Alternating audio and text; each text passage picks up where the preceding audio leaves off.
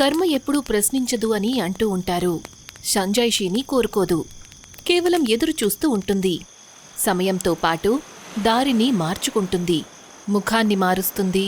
గమ్యం మాత్రం ఎప్పటికీ మారదు. ఏ నిప్పైతే వేరొకరి కోసం వెలిగించటం జరుగుతుందో అదే నిప్పు ఒకరోజు దాని హక్కు కోసం తిరిగి వస్తుంది. ఇవాల్టి ఈ రాత్రి కూడా అటువంటిదే.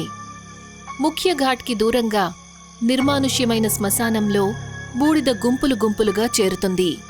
సగం కాలిన కర్రల మధ్యలో ఒక చితి కొన ఊపిరిలో ఉంటుంది. ఆరిపోతున్న ఆ మంటల ముందు ఒక అఘోరీ సాధువు కూర్చునుంటాడు. కళ్ళు మూసుకుని శరీరానికి బూడిదను రాసుకుని జటాయువుల భారాన్ని మోస్తూ తన పెదవులు ఆపకుండా మంత్రాలను చదువుతుంటాయి. శబ్దం రాదు, కాని శక్తి ఉంది. ఇక ప్రతి మంత్రంతో పాటు నేలమీద నుంచి బూడిదను తీసి మంటలకు సమర్పిస్తుంటాడు. మంటలు విచిత్రంగా చెలరేగుతుంటాయి. లేవాలనుకోవడం లేదు. సాధువు శ్వాస బరువెక్కిపోతుంది. భక్తితో చేతులు పైకి లేస్తాయి.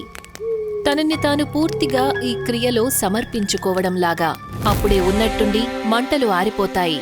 అన్ని వైపులా ఒక భయంకరమైన నిశ్శబ్దం అలముకుంటుంది. సాధువు తలను నేలమీద పెడతాడు. ఎప్పుడైతే తలను పైకెత్తుతాడో అప్పుడు బూడిద ఇంకా చెక్కల మధ్యలో నుంచి ఒక ఆకృతి పైకి వస్తుంది. నెమ్మదిగా, సగం సగం, శాంతంగా. ఒక స్త్రీ ఆత్మ. అరుపు లేదు, కంగారు లేదు. ఎలా ఉంటుందంటే ఏదో తెలియని అధికారం కనిపిస్తుంది. ఆమె తిన్నగా సాధువును చూస్తుంది. ముందుగా సాధువు మొహం మీద సన్నని చిరునవ్వు కనిపిస్తుంది. క్రియా సఫలమైందని అతను కనిపిస్తుంది. కాని ఒక్క క్షణంలో చిరునవ్వు స్తంభిస్తుంది. తన రుద్రాక్ష మాల ఒకటి తెగిపోయి బూడిదలో పడుతుంది. గుండెల మీద ఒక సన్నని రేఖ ఏర్పడుతుంది. ఎవరో ముట్టుకోకుండా నరికేసినట్టనిపిస్తుంది. గాలి స్తంభిస్తుంది. నది శబ్దము మాయమైపోతుంది.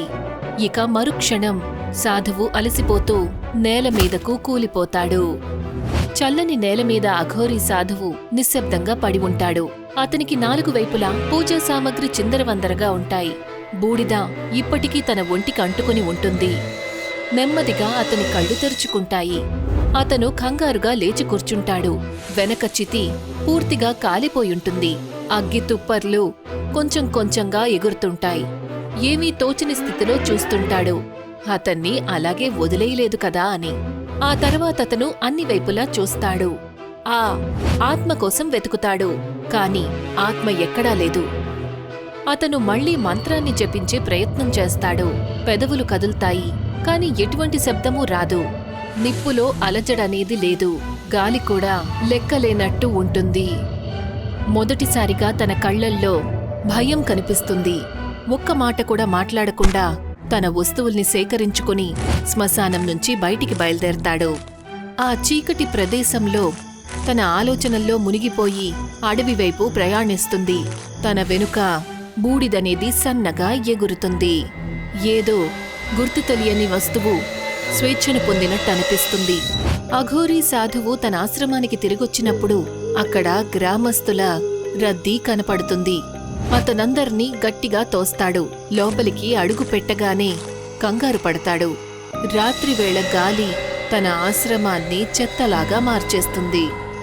ఎటువైపు చూసినా దుమ్ము, విరిగిన చెక్కలు, చెల్లాచెదురుగా ఉన్న వస్తువులుంటాయి.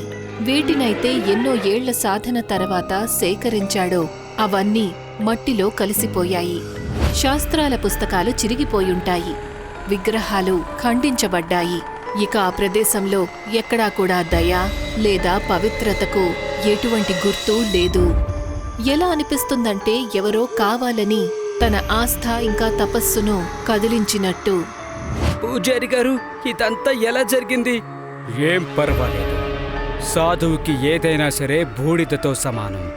కానీ పూజారి గారు, ఊర్లో ఒక్క ఇల్లు కూడా చెక్కు చెదరలేదు. అలాంటిది మీ ఇల్లు. భగవంతుడి విగ్రహాలను చూడండి. ఇదేదైనా ప్రమాదానికి గుర్తంటారా? భగవంతుడు అందరికీ మంచి చేస్తాడు. మీరు నిశ్చింతగా ఉండండి. మీరందరూ మీ ఇళ్ళకి వెళ్ళండి. ఇదంతా నేను చూసుకుంటాను. గ్రామస్తులు అతని మాటకు ఏకీభవించి ఒక్కొక్కరుగా అక్కడ్నుంచి వెళ్లిపోతారు. కాసేపట్లో అఘోరీ సాధువు పూర్తిగా ఒంటరిగా ఉండిపోతాడు. అతను అన్ని వైపులా విస్తరించిన నాశనాన్ని మౌనంగా చూస్తాడు. విరిగిన వస్తువులు, బూడిదగా మారిన ఆశ్రమాన్ని చూస్తూ ఉంటాడు. తర్వాత అక్కడే నిలబడి మంత్రాలను జపిస్తాడు. ఇక నెమ్మదిగా తన కళ్లను మూసుకుంటాడు. ఆ నిశ్శబ్దంలో కేవలం తన ఊపిరి, అసంపూర్ణమైన తన ప్రార్థన మిగిలిపోతాయి. అఘోరీ సాధువు హోమగుండం దగ్గర కూర్చుని మంత్రాలను ఉచ్చరిస్తూ ఉంటాడు. మంత్రం పూర్తి కాగానే అతను ఆ బూడిదలో నుంచి ఒక్క చిటికె నిప్పుల్లో వేస్తాడు. కాని ఆ క్షణమే మంటలు ఆరిపోతాయి. అతను వెంటనే కళ్ళు తెరిచి చూస్తాడు. ఎదురుగా సంభవించిన ఆ సంఘటనను చూసి అతనికి ఊపిరాగినంత పనవుతుంది. ఏంటిది?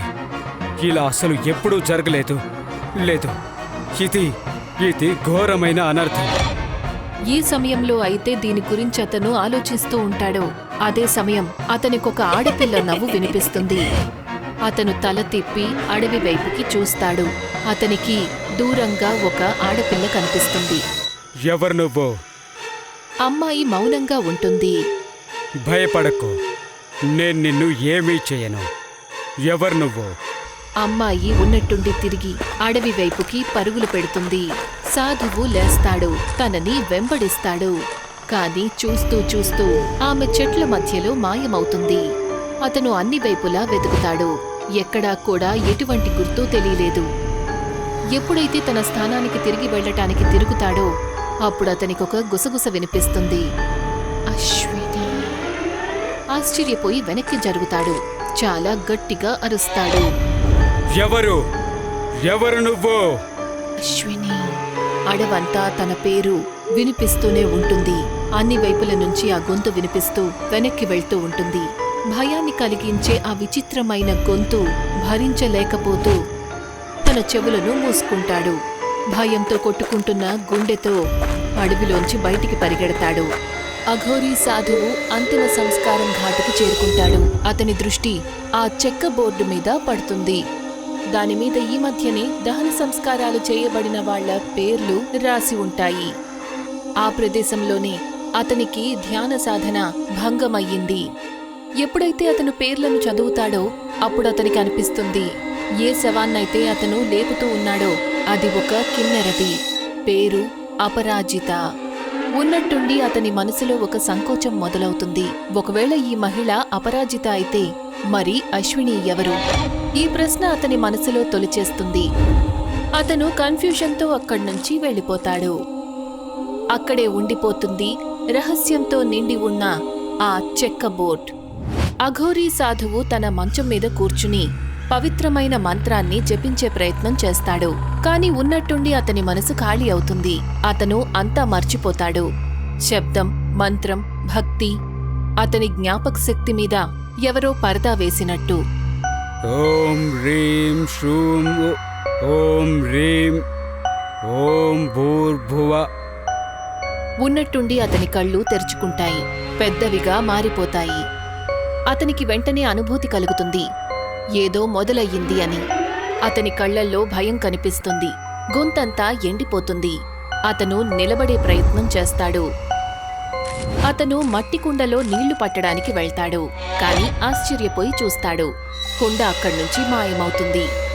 అటూ ఇటూ కంగారుగా వెతుక్కుంటూ అతని చేతులు కొన్ని పాత శాస్త్రాలు, కొన్ని అవశేషాలకు తగులుతూ ఉంటాయి. వాటినతను తన ఇంటిని శుభ్రం చేసేటప్పుడు పట్టించుకోకుండా వదిలేస్తాడు. శాస్త్రాలను నెమరవేసుకుని చదవటం మొదలు పెడతాడు. ఎప్పుడైతే ఆ పేజీలను శ్రద్ధగా చూస్తాడో ఊరి నుండి అతని శిష్యుడు సతీష్ తలుపు దగ్గర ప్రత్యక్షమవుతాడు. పూజారి గారు! రా సతీష్, ఏంటి ఇవాళ ఇలా వచ్చావు? నేను ఇటువైపు నుంచి వెళ్తూ ఉన్నాను, మిమ్మల్ని కలిసి వెళ్దామని వచ్చాను. చాలా మంచి పని చేశావు. సరే చెప్పు, అంతా ఎలా నడుస్తోంది? అంతా బానే నడుస్తుంది స్వామి. నేను ఊళ్ళో ఒక కార్యక్రమం ఏర్పాటు చేశాను. మీరక్కడికి వచ్చారంటే నాకు చాలా సంతోషంగా ఉంటుంది. తప్పకుండా. దేనికి సంబంధించిన కార్యక్రమం? నా చెల్లెలికి పెళ్లి కుదిరింది స్వామి. ఇది ఆ సంతోషంలోనే. మీరొచ్చి మీ ఆశీర్వాదాన్ని ఇవ్వాలి. నేను తప్పకుండా వస్తాను. సతీష్ తలను ఊపి అంగీకారాన్ని తెలుపుతాడు. మౌనంగా అక్కడ్నుంచి వెళ్ళిపోతాడు. శాస్త్రాలు అక్కడే పడి ఉంటాయి. అఘోరీ సాధువు సచిన్ చెల్లెలి వేడుకలో కూర్చుని ఉంటాడు. అక్కడ ఊరివాళ్లు ఒకచోట చేరి సంతోషంగా ఉంటారు. అతనందరికీ దూరంగా అందరినీ చూస్తూ కూర్చుంటాడు. స్టేజ్ మీద ఒక చిన్నమ్మాయి పాటలు పాడుతూ ఉంటుంది. తన గొంతు నాజుగ్గా ఆకర్షణీయంగా ఉంది. ఇక సాధువు శ్రద్ధగా తననే చూస్తుంటాడు. ఉన్నట్టుండి విచిత్రంగా అనుభూతి చెందుతుంది. వేడుకలోని నవ్వులు, సంతోషాల శబ్దాలు దూరమైనట్టుంటుంది. అన్ని వైపులా చీకటి అలముకుంటుంది. నిశ్శబ్దంలో సన్నని చప్పట్ల శబ్దం వినిపిస్తుంది. విచిత్రంగా కిన్నెరుల చప్పట్ల శబ్దంలా. ఆమె కళ్ళు పెద్దవి చేస్తుంది. గుండె వేగంగా కొట్టుకుంటుంది. ఇక చూసేసరికి నిజానికి వాళ్ళందరూ గ్రామస్తులు. అమ్మాయిని అక్కడికి తీసుకొచ్చేసరికి చప్పట్లు కొడతారు. తన మనసులో ఒక భయం ఏర్పడుతుంది. తను వెంటనే అక్కడ్నుంచి వెళ్ళిపోవాలనుకుంటాడు. అప్పుడే అతను చూస్తాడు. అతని దగ్గర ఉన్న ఒక కౌంటర్ దగ్గర ఒక కిన్నెర ఆత్మ నిలబడి ఉంటుంది. ఆమె నెమ్మదిగా చప్పట్లు కొడుతుంటుంది. భయంతో అటువైపు తిరుగుతాడు. కాని అక్కడ ఎవరూ లేరు. ఎప్పుడైతే కౌంటర్ వైపు చూస్తాడో ఈసారి ఆత్మ మాయమైపోయి ఉంటుంది. అక్కడ ఏదో అసామాన్యంగా జరుగుతోందని తెలుసుకుని ఆలస్యం చెయ్యకుండా అక్కడ్నుంచి వెళ్ళిపోతాడు. ఇప్పుడు తన ఆలోచనలో భయం నిండిపోయింది. సాధువు అడవిలో పరిగెడుతూ ఉంటాడు. అతని మనసు జ్ఞాపకాలతో పూర్తిగా నిండిపోయింది. అప్పుడే తన ఎదురుగా ఉన్నట్టుండి ఒక మెరుపులాగా పాత జ్ఞాపకాలు మొదలవుతాయి. అశ్విని తను ఒక కిన్నెరల సమూహం ద్వారా ప్రేమ ఇంకా మార్గదర్శకత్వంతో పెరగడం జరిగింది. స్టేజ్ మీద నిలబడి తన సన్నని గొంతుతో పాటలు పాడుతూ ఉంటుంది. ఆమె ఊరి వాళ్లందరికీ మూఢనమ్మకాలను నమ్మకూడదని, అన్ని ధర్మాలను సమానంగా ఆదరించాలి అని శిక్షణ ఇస్తూ ఉంటుంది. మీరు ఈ విధంగా మూఢనమ్మకాలను నమ్మడం అనేది మంచిది కాదు. భగవంతుడు అందరివాడు. ఆయన దృష్టిలో మన అందరి ఆరాధన సమానమే. సాధు సమాజ్ తన ప్రభావవంతమైన ఉనికి, జాగృతతో కోపగించుకుంటారు. అశ్వినిని రాక్షసి అని ఊరి వాళ్లందరూ అడవిలోకి తోసేస్తారు. తనని ముళ్లతో కట్టేసి సాధువుల మధ్యలో కూర్చోబెడతారు. వాళ్లు మంత్రోచ్చారణ చేస్తూ ఉంటారు. కిన్నెరల ఆవేదన ఇంకా అశ్విని ప్రార్థనలు వృధా అయిపోయాయి. ఒక సాధువు ఏమాత్రం దయలేకుండా కాలుతున్నటువంటి గంధపు చెక్కతో తనని మంటల్లో కాల్చేస్తాడు. కిన్నెరలు కోపంతో చప్పట్లు కొడతారు. ఆమె అరుపులు అడవంతా వినిపిస్తాయి. ఆమె ఊరి వాళ్లను, సాధువును శపిస్తుంది. మీరందరూ నా బిడ్డను హత్య చేశారు. ఇది ఈ కిన్నెర శాపం. ఈ ఊరిని మింగేస్తుంది. అంతా అంతమైపోతుంది. సతీష్ ఒంటరిగా చింతలో తన తండ్రి దగ్గరకు వెళ్తాడు. అతనికి జరిగిందంతా వివరిస్తాడు. నాన్న, మండపం బయట పెద్ద షార్ట్ సర్క్యూట్ జరిగింది.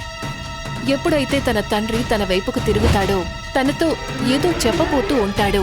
అప్పుడే ఉన్నట్టుండి ఒక భయంకరమైన పేలుడు మొత్తం క్షేత్రాన్ని ఒక్కసారిగా తన భయంకరమైన నిప్పుల్లో చుట్టుముట్టుతుంది. సాధువు దూరం నుండి పేలుడును చూస్తుంటాడు. అతని కళ్లల్లో కన్నీళ్లు ఉంటాయి. భయంతో అతను వెనక్కి తిరిగి పరిగెడతాడు. అప్పుడే అతని దారిలో అపరాజిత ఆత్మ ప్రత్యక్షమవుతుంది. ఆమెను చూడగానే అతను మోకాళ్ల మీద కూర్చుంటాడు. వణికిపోతూ దయచూపమని వేడుకుంటాడు. క్షమించు దేవి, నా వల్ల చాలా పెద్ద పొరపాటు జరిగింది. మేము చేసింది చాలా పెద్ద పొరపాటు. మేమీ హత్యకు ప్రాయశ్చిత్తం చేసుకోవడానికి సిద్ధంగా ఉన్నాం. అపరాజిత ఆత్మ శాంతిస్తుంది. తన మొహంలో గెలుపు అనే చిరునవ్వు కనిపిస్తుంది. తన చేతులెత్తి ఆమె సాధువును గాలిలోకి లేపుతుంది. అతన్ని ఎక్కడికి లాగుతుందంటే అక్కడే అపరాజితకు అంతిమ సంస్కారాలు జరుగుతాయి. నిస్సహాయంగా గాలిలో లాక్కుంటూ వెళ్తూ ఉంటే తన శరీరం నుంచి రుద్రాక్షమాలలోని రుద్రాక్షలు ఒక్కొక్కటిగా కింద పడుతూ ఉంటాయి. ఆఖరి రుద్రాక్షమాల శ్మశానం గేటు ఎదురుగా వచ్చి పడుతుంది. ఒక భయంకరమైన శక్తితో పాటు అపరాజిత గాలిలోకి విసిరేస్తుంది. ఆ సాధువు తిన్నగా ఎక్కడ పడతాడంటే తనకు దహన సంస్కారాలు జరిగిన చోట. మిగతా కిన్నెరలందరూ అక్కడే చుట్టుముట్టి నిలబడతారు. వాళ్లల్లో ఒకళ్ళు అదే గంధపు చెక్కను తీసుకొని మంటల్లో కాల్చి ముందుకు వస్తారు. అపరాజిత దానిని సాధువు వైపుకు చూపిస్తుంది. సాధువు వణికిపోతూ దయచూపమని వేడుకుంటాడు. వద్దు, వద్దు, నన్ను క్షమించు, వద్దు. అపరాజిత కాలుతున్న మంటలను సాధువు మీదకు వంపుతుంది. అతను పూర్తిగా కాలిపోతాడు. అతని అరుపులు గాలిలో వినిపిస్తాయి. ఉన్నట్టుండి ఆ దృశ్యంతో ముడిపడిపోతాయి. ఎందులో అయితే నిర్దాక్షణ్యంగా అశ్వినిని కాల్ చేసిన దృశ్యంలో. వాడి గోడలలో దాగి ఉంది ఒక విచిత్రమైన రహస్యం. 12 ఏళ్లుగా కాలుతోంది పగ అనే ఊపిరి. అదిరిపోయే అరుపులో ఉంది బాధ ఇంకా ప్రేమ. నిజమైన మనసు తెరిచింది తిరిగొచ్చే ద్వారాన్ని. అదే రోజు రాత్రి పాపపు ఊపిరి ముక్కలయ్యింది. తెల్లవారినప్పుడు ముక్తి పొందింది వాడిలో ప్రతి ప్రాణం. మత్తులో ఉన్న ఒక వ్యక్తి తన ఇంటి నుండి బయటికి వస్తాడు. లోపల అందరినీ తిడుతూ ఉంటాడు. చెప్పా, నాకసలు ఎవ్వరు వద్దు. అందరి సంగతి తెలుస్తాను. చూస్తాను నేను అందరి సంగతి. అతను మంచం మీద కూర్చుంటాడు. ఇదిగో మంచం, నువ్వు నన్ను పడుకొనిస్తావు కదా, సరే నేను నీ మీదే పడుకుంటాను. ఇదిగో దేవుడా. ఆ వ్యక్తి పడుకుంటాడు. ఇక తోడేళ్ల అరుపులు వినిపిస్తాయి. అతను దేనిని కూడా పట్టించుకోలేదు. ఇక ప్రశాంతంగా నిద్రపోతాడు. ఒక దోమ అతని చెంప మీద కూర్చుంటుంది. అతను కళ్ళు మూసుకొని దానిని కొడతాడు. కాసేపటి తర్వాత అనుభూతి చెందుతాడు. ఇంకొక దోమ అతని చెంప మీద కూర్చుంటుంది. అరే ఏంటిది ఈ దోమలో? ఎప్పుడైతే అతను కళ్ళు తెరుస్తాడో అప్పుడు ఆశ్చర్యపోతాడు. అతను చూసేసరికి సరిగ్గా అతని మీద ఒక కిన్నెర భూతం తిరుగుతూ ఉంటుంది. అతను ఆయాసపడతాడు. చెమటలు కారిపోతుంటాయి. కానీ శరీరం స్తంభించిపోతుంది. అతని కళ్ళు పెద్దవవుతాయి. ఒక్క క్షణంలోనే అతని కళ్ళు నల్లగా మారిపోతాయి. రక్త కన్నీరు కారుతుంది. అతని నోట్లో నుంచి కూడా రక్తం వస్తుంది. భూతం అతన్ని ఒక దుష్ట చిరునవ్వుతో చూస్తుంది. కొన్ని రోజుల తర్వాత ఊర్లో జాతర జరుగుతుంది. అందరూ కూడా జాతరలో ఉంటారు. అందరూ దుకాణాలలో కొనుగోలు చేస్తూ ఉంటారు. కొంతమంది తినే స్టాల్స్ దగ్గర రుచికరమైన టిఫిన్స్ తింటుంటారు. పిల్లలు ఉయ్యాలలు ఆటలను ఆనందిస్తుంటారు. మరికొంతమంది మ్యాజిక్ చూపించే కళాకారులను చూస్తూ ఉంటారు. ఆ మధ్యలోనే మన కథలో నాయకుడు సాగర్ జాతరలోకి ప్రవేశిస్తాడు. అతను పట్నంకి చెందిన మనిషి. ఇక్కడున్న బంగళాకి చెందిన ఒక రియల్ ఎస్టేట్ డీల్ కోసం ఊరికి వస్తాడు. తన పనికి మధ్యలో అతను జాతరను ఎంజాయ్ చేస్తాడు. ఊరి వాళ్ల సంతోషాలను చూస్తాడు. ఆ తర్వాత అందరూ కలిసి ఎలా ఉన్నారో చూస్తాడు. అప్పుడే అతనికి ఒక ఫోన్ వస్తుంది.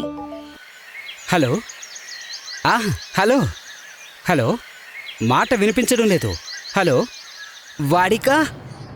ఆగు, నేను కాసేపటి తర్వాత కాల్ చేస్తాను. సాగర్ చేతిలో మొబైల్ పట్టుకొని జాతర నుంచి బయటికొస్తాడు. అతనెంతో వేగంగా ముందుకు నడుస్తాడు. ఫోన్ని పైకెత్తి నెట్వర్క్ కోసం వెతుకుతూ ఉంటాడు. అరే ఈ ఊళ్ళో ఇదే ప్రాబ్లం, నెట్వర్క్ అస్సలు రాదు. ఆ మధ్యలోనే తనకి ఒక చెట్టు దగ్గర నెట్వర్క్ దొరుకుతుంది. అతను అక్కడే ఆగిపోతాడు. దొరికింది. సాగర్ వెంటనే కాల్ చేస్తాడు.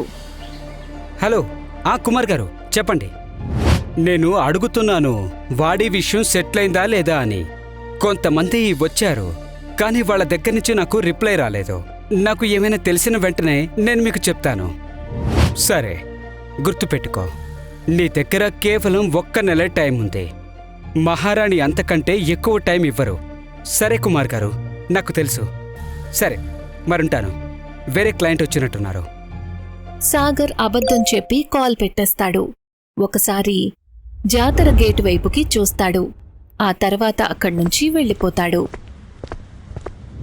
సాగర్ టీ దుకాణానికి చేరుకుంటాడు. బెంచ్ మీద కూర్చుంటాడు. అరే వా సంజు, ఇవాళ నువ్వు షాప్ పెట్టావా? ఏమైంది? అంతా బానే ఉందా? నువ్వెందుకు దిగులుగా ఉన్నావు? వారం నుంచి ప్యారెలాలు కూడా రావట్లేదు. నాన్నగారు పోయారు. ఏంటి? ఎలా? ఇదంతా ఎలా జరిగింది? ఆయనని వాడి భూతం అంతం చేసింది. వాడి భూతం? చెంచమి అంటే ఈ ఊర్లో వాడి భూతం ఉంది. తనొక్క నర్తకి కిన్నెర. తన మరణం 12 ఏళ్ల క్రితం వాడిలో వసంత పంచమి రోజున జరిగింది. ఎందుకని? అదైతే ఎవ్వరికీ తెలీదు. కానీ ఆ రోజు నుంచి ఈ ఊరికి శాపం తగిలినట్టయింది. రాజా గారు కూడా అదే రోజు రాత్రి తనకి ఉరి వేసుకున్నారు. అప్పటినుంచి ఆ వాడి శపించబడింది. అక్కడ ఎవ్వరూ ఉండలేకపోతున్నారు. ప్రతి సంవత్సరం వసంత పంచమికి ముందు కోతల రోజు నుంచి పండుగ వరకు తన ఆత్మ ఈ ఊళ్ళో తిరుగుతూ ఉంటుంది.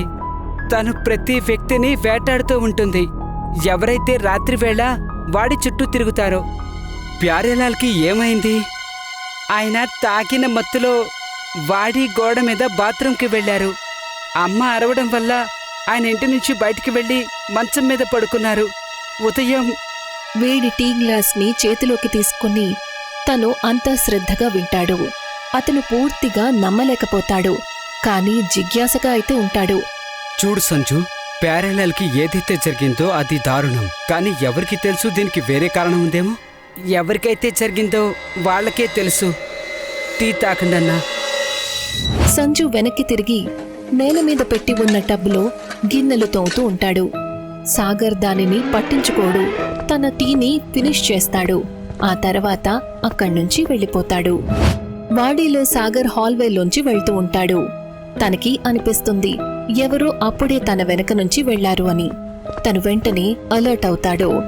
ఎక్కడైతే ఆ అనుభూతి చెందాడో అక్కడికే వెళ్తాడు. ఎవరక్కడా? హలో! ఎప్పుడైతే తను వెనక్కి తిరుగుతాడో అప్పుడు ఆశ్చర్యపోతాడు. అక్కడున్నది ఎవరో కాదు, తన గర్ల్ ఫ్రెండ్ దివ్య. తను ఉన్నట్టుండి చూసి భయపడిపోతాడు. భయపడిపోయావా మళ్ళీ? దివ్య, నువ్వా? ఇక్కడెలా? నువ్వు నాకు చెప్పనే లేదు. చెప్తే నువ్వు రానిస్తావా?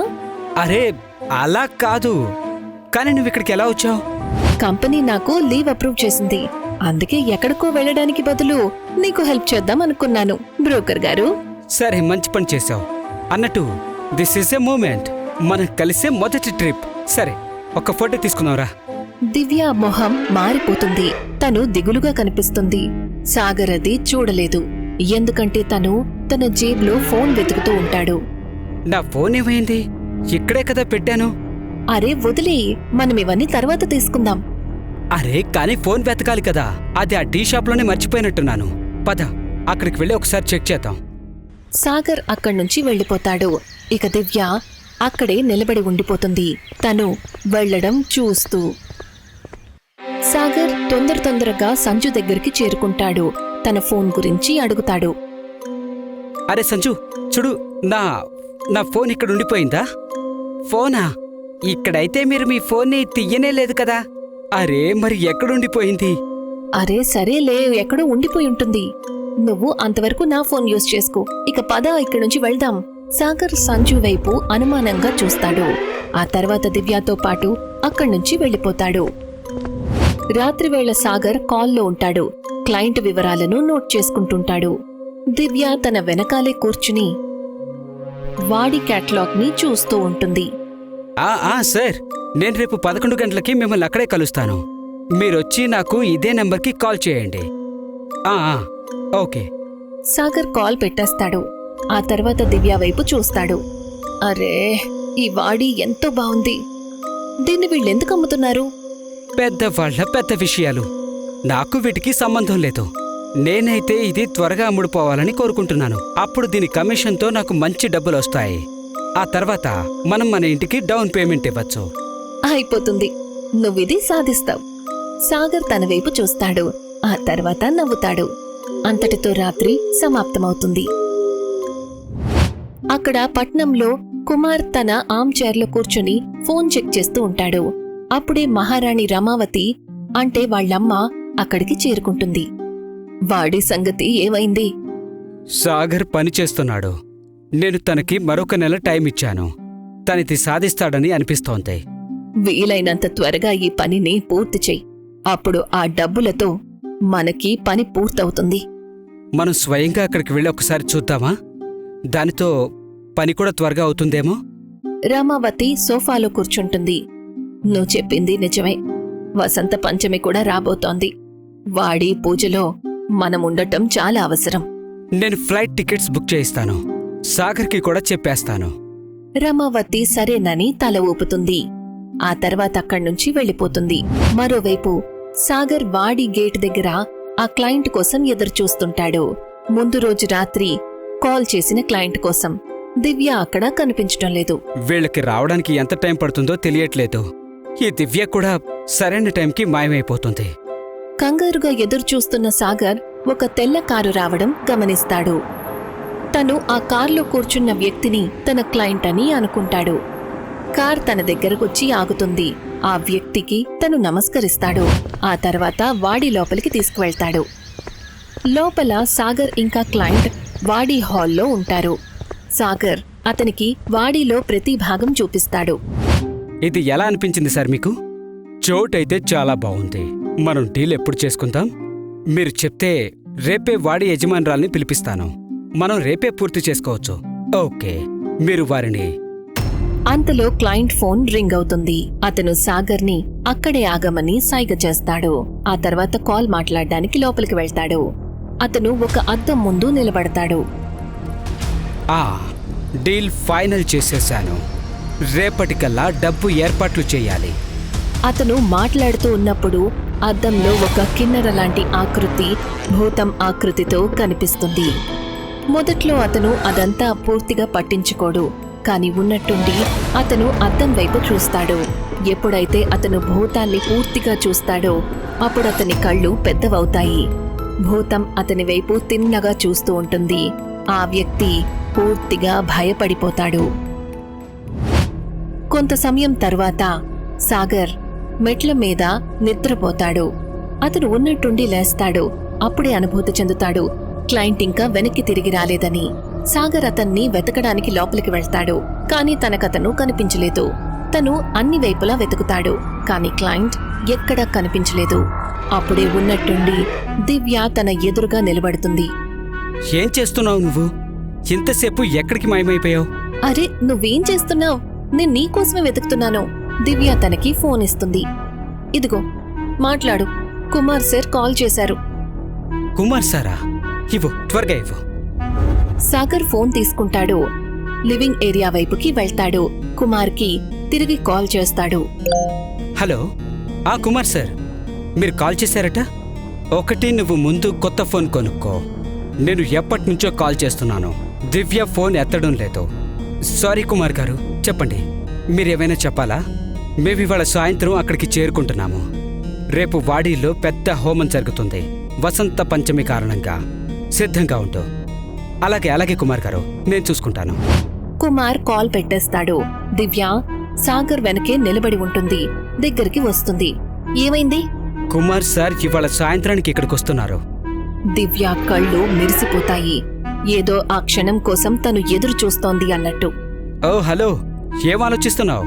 కుమార్ వస్తున్నాడు, ఖాన్ కాదు. పదిక్క. ఏం లేదు, పద. ఇద్దరూ అక్కడ్నుంచి వెళ్ళిపోతారు. రాత్రివేళ కుమార్ ఇంకా రమావతి ప్రైవేట్ జెట్లో ల్యాండ్ అవుతారు. కుమార్ ఇంకా రమావతి విమానం నుంచి బయటకొస్తారు. ఎంతో మర్యాదగా మేనేజర్ వారిని కార్ వరకు తీసుకెళ్తాడు. రమావతి కార్లో కూర్చుంటుంది. ఎప్పుడైతే కుమార్ కార్లో కూర్చోబోతాడో అప్పుడు మేనేజర్ అతని చెవిలో ఏదో చెప్తాడు. కుమార్ తల ఊపుతాడు. ఆ తర్వాత కార్లో కూర్చుంటాడు. కార్ ముందుకు వెళ్తుంది. మరొక వైపు సాగర్ తన ఇంట్లో ఉంటాడు. సాగర్ ఒక కుర్చీలో కూర్చుని ఉంటాడు. ఇక దివ్య మంచం మీద కూర్చునుంటుంది. ఇంతకీ ఈ కుమార్ సార్ వచ్చేసుంటారు కదా? వచ్చేసుంటారు. ఏ? లేదు, ఏం లేదు, ఊరికే అడుగుతున్నాను. కుమార్ రావడం గురించి చెప్పినప్పటినుంచి నువ్వు చాలా ఆతృతగా అడుగుతున్నావేంటి? నన్ను వదిలేసి అతనితో వెళ్లే ఉద్దేశమేమైనా ఉందా? అరే లేదు లేదు, నేను ఊరికే అడుగుతున్నాను. వాడిలో రమావతి ఆమ్ చైర్లో కూర్చునుంటుంది. అప్పుడే కుమార్ 2 కప్పుల కాఫీ తీసుకుని వస్తాడు. కాఫీని టేబుల్ మీద పెట్టి ఆవిడ ఎదురుగా కూర్చుంటాడు. అన్ని ఏర్పాట్లు పూర్తయ్యాయి. రేపటి హోమం తర్వాత ఈ వాడిలో అన్ని సమస్యలు దూరమవుతాయి. నేను హోమానికి నా స్నేహితుల్ని కొంతమందిని పిలిచాను. వాళ్ళు ఈ వాడిని కొనాలనుకుంటున్నారు. పనిలో పని వాళ్లతో కూడా మాట్లాడతాను. సరే, నువ్వు జాగ్రత్తగా ఉండు. ఎన్నో ఏళ్లుగా ఏ విషయమైతే ఈ ఊరి వాళ్ల దగ్గర దాచామో అది ఎవ్వరికీ తెలియకూడదు, నీ స్నేహితులకు కూడా. లేదంటే దీనితో మన పని పాడవుతుంది. కుమార్ ఆలోచనలో పడతాడు. అతను 12 క్రితం జరిగిన తన అపరాధాన్ని గుర్తు చేసుకుంటాడు. 12 క్రితం రాజా విజయ్ సింగ్ తన సింహాసనం మీద కూర్చునుంటాడు. చెంచమి అనే ఒక కిన్నెర అతని ఎదురుగా ప్రదర్శన చేస్తూ ఉంటుంది. ఆమె రాజుకి అందరికంటే ప్రియ కళాకారుల్లో ఒకర్తి. రాజు ఎప్పుడూ కూడా తనని ఒక కళాకారినిగా మాత్రమే కాదు, ఒక సోదరిలాగా చూస్తాడు. భలే చెంచమి భలే. 30 ఏళ్ల క్రితం నువ్వు నాకు ఎలా దొరికావో ఈ రోజుకి కూడా అలాగే ఉన్నావు. రాజు లేస్తారు. తన బంగారు హారాన్ని తీస్తాడు. దానిని చెంచమ్మికి ఇస్తాడు. ఆమె దానిని చేతిలోకి తీసుకుని స్వీకరిస్తుంది. ఆ తర్వాత అతని వైపు కన్నీళ్లతో చూస్తుంది. నేను మీకు ఎంతో రుణపడి ఉన్నాను. నేను మాటిస్తున్నాను, నేను ఎప్పటికీ మీకోసం మీతోనే ఉంటాను. నువ్వు నా చిన్న చెల్లెల్లాంటి దానివి. ఏ రుణం గురించైతే నువ్వు మాట్లాడుతున్నావో అది నీ హక్కు. చెంచమి గర్వంతో రాజు కళ్ళల్లోకి చూస్తుంది. కుమార్ ఇంకా రమావతి లాఫ్ట్ మీద నిలబడి హాల్ వైపు చూస్తుంటారు. అక్కడే ఇదంతా జరుగుతూ ఉంటుంది. వాళ్ళెంతో కోపంగా అదంతా చూస్తూ ఉంటారు. కుమార్ ఇంకా రమావతి గదిలోకి వెళ్తారు. కుమార్ ఎంతో గట్టిగా తలుపులు మూస్తాడు. ఏంటమ్మా, ఇలాగైతే మావయ్య తన ఆస్తి మొత్తం చెంచమికే ఇచ్చేస్తాడు. ఇక మనకేం దక్కుతుంది? దానికోసం మనం ఏదో ఒకటి చెయ్యాలి. చెంచమీని తెలివితేటలతో మట్టు పెట్టాలి. కాని ఎలాగమ్మా? చెంచమి రాత్రివేళ మౌనంగా హాల్లోంచి వెళ్తూ ఉంటుంది. భవనమంతా శాంతంగా ఉంటుంది, ఎందుకంటే అందరూ నిద్రపోతూ ఉంటారు. ఒక మలుపులో రమావతి తన దారికి అడ్డుపడుతుంది. చెంచమి ఆశ్చర్యపోతుంది. ఒక అడుగు వెనక్కి వేస్తుంది. అక్క, మీరు ఎక్కడా? ఎప్పుడైతే తను వెనక్కి అడుగు పెడుతుందో తను కుమార్కి గుద్దుకుంటుంది. అతను తన వెనకే నిలబడి ఉంటాడు. ఏం చేయాలనుకుంటున్నారు మీరిద్దరు? అక్క, ఏంటిదంతా? రామావతి తన చేతుల్లో టాబ్లెట్ పట్టుకుని ఉంటుంది. చెంచమి దానిని చూసేస్తుంది. వద్దు, ఏంటిది? ఏమాత్రం జాలి పడకుండా కుమార్ తనని పట్టుకుంటాడు. ఇక బలవంతంగా తన నోరు తెరుస్తాడు. రామావతి టాబ్లెట్ ని తన నోట్లో వేస్తుంది. తర్వాత నోటిని మూసేస్తుంది. నన్ను క్షమించు చెంచమి, కానీ వశీకరణ ఆకలి మానవత్వం కంటే చాలా గొప్పది. చెంచమి తనని తాను విడిపించుకునే ప్రయత్నం చేస్తుంది. కాని కుమార్ తనని గట్టిగా పట్టుకుంటాడు. తన ఊపిరి బరువెక్కిపోతుంది. తన కళ్ళు పైకి తేలిపోతూ ఉంటాయి. ఇక తన నోరు, కళ్లల్లో నుంచి రక్తం కారుతుంది. కొంతసేపు సంఘర్షణ చేసిన తర్వాత తను చనిపోతుంది. కుమార్ ఎప్పుడైతే తన నిర్జీవ శరీరాన్ని నేల మీద పడేస్తాడో అప్పుడు వెనక నుంచి ఒక పరిచయమైన గొంతు వినిపిస్తుంది. కుమార్! అది ఇంకెవరిదో కాదు, రాజా విజయ్ సింగ్ది. అతను చెంచమి నిర్జీవ శరీరం వైపుకి పరిగెడతాడు. తనని పైకి లేపి గట్టిగా హత్తుకుంటాడు. మీరు ఎంత పని చేశారు? చెల్లమ్మా, లే, నా మాటలకు సమాధానం చెప్పు. కోపంతో ఎరుపెక్కిన రాజు లేస్తాడు. కుమార్ ఇంకా రమావతి వైపుకి వెళ్తాడు. నేను మీ ఇద్దరిని వదిలిపెట్టను. మీరు నా చెల్లెల్ని చంపేశారు. నేను దీనిని భరించలేను. మీకు దీనికి శిక్ష పడాల్సిందే. రాజు ఏదో ఒకటి చెయ్యడానికి ముందే కుమార్ అతని పీక పట్టుకుంటాడు. అతన్ని గోడకేసి కొడతాడు.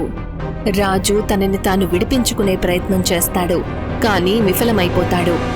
ముసలోడా, తను నీ వల్లే చనిపోయింది. నువ్వే తనని నెత్తికెక్కించుకున్నావు. ఇప్పుడు వెదురే లేకపోతే వేణువు ఎలా మోగుతుంది? కాసేపటి సంఘర్షణ తరువాత రాజు చనిపోతాడు. అతని శరీరాన్ని చెంచమి దగ్గర పడేస్తారు. కుమార్ ఇంకా రమావతి అక్కడే నిలబడి ఉంటారు. ఒకరి వైపు ఒకరు చూసుకుంటారు. ఇదంతా గుర్తు చేసుకుంటూ కుమార్ కుర్చీలో కూర్చుంటాడు. ఇక రమావతి అతన్ని చూస్తూ ఉంటుంది. ఏమైంది? ఆలోచిస్తున్నాను, ఇంత డబ్బుని ఏం చేయాలి అని. ఇద్దరూ నవ్వుకుంటారు. అంతటితో రాత్రి పూర్తవుతుంది. మరుసటి రోజు రాత్రి పూజకి అన్ని ఏర్పాట్లు పూర్తవుతాయి. ఒక పండితుడు మంత్రాలు చదువుతుంటాడు. ఇక హోమగుండంలో ఆహుతి వేస్తూ ఉంటారు. 2 పిండి బొమ్మలను కాలుతున్న మంటల ముందు ఉంచుతారు. పండితుడు మంత్రాలు చదువుతూ ఆ నిప్పుల్లో హోమం చేస్తూ ఉంటాడు. కొంత దూరంలో కుమార్ ఇంకా రమావతి కూర్చునుంటారు. తనతో పాటు కుమార్ స్నేహితులు కూడా ఉంటారు, వాడి ఒప్పందానికి ఆఖరి రూపం ఇవ్వడానికి.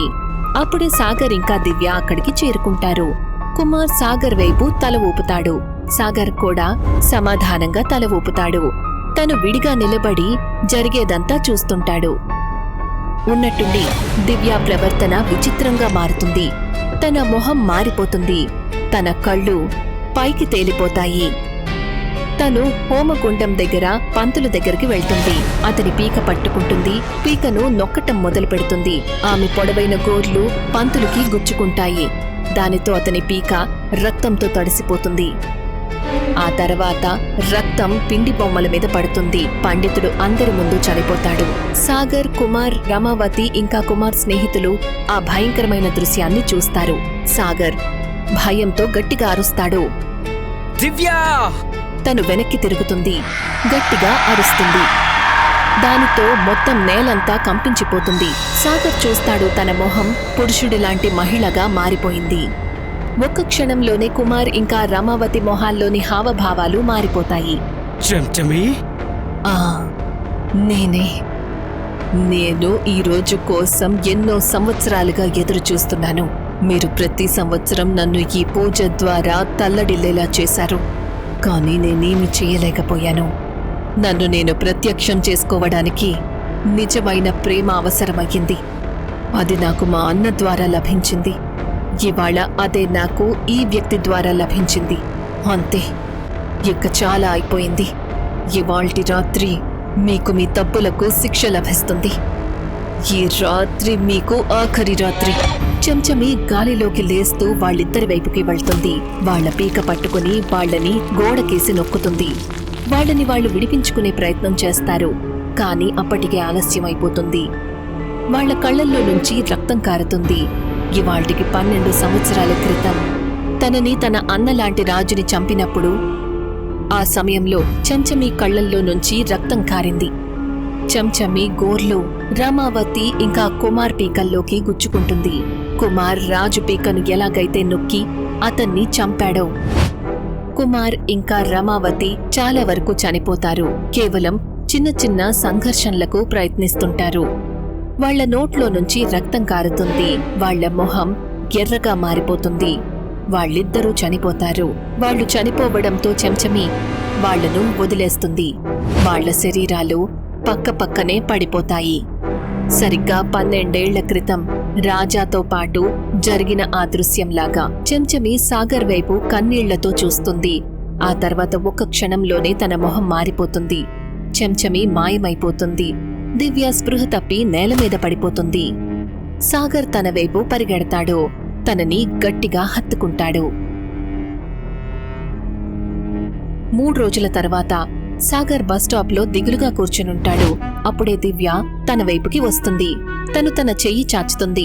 తన చేతిలో పోయిన సాగర్ ఫోన్ ఉంటుంది. ఇది నీకెక్కడ దొరికింది?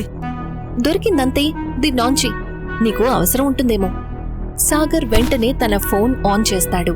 తను చూసేసరికి దివ్య నుండి లెక్కలేనన్ని మిస్డ్ కాల్స్ ఇంకా మెసేజెస్ ఉంటాయి. అందరూ అడుగుతూ ఉంటారు తను ఎక్కడున్నాడని. తను పైకి చూస్తాడు, కాని దివ్య అక్కడ ఉండదు.